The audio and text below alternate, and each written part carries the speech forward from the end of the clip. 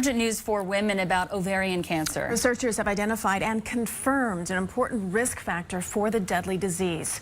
But CBS 2's Dr. Max Gomez says it's something women can actually change, right, Dr. Max? That's right, Christine and Alice. Ovarian cancer strikes 22,000 women a year in this country, killing 14,000 of them because it's usually not found until it's pretty far advanced. Risk factors include genetics, age, some hormone treatments, and now a risk factor that women can change: obesity.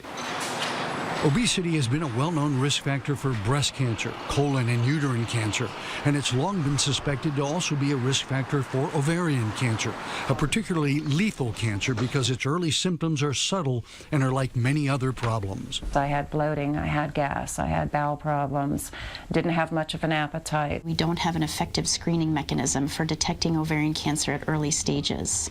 So we usually, unfortunately, detect women when they're stage 3 or 4, very advanced stages. Now a massive review has confirmed that too much weight can be a risk for ovarian cancer.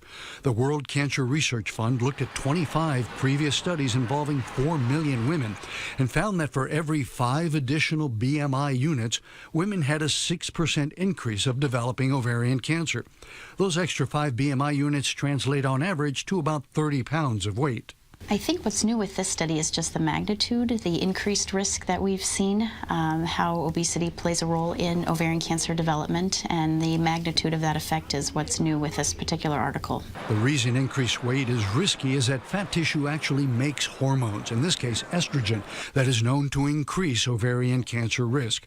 The good news is that weight is one of the few risk factors women can actually modify. Identifying a healthy body weight and ways to modify that with exercise, appropriate diets, that is one risk factor that patients can actually do something about. Now, the 6% increase in cancer risk per 30 pounds is bad enough. Add in other risk factors a woman may have, and it becomes even more significant.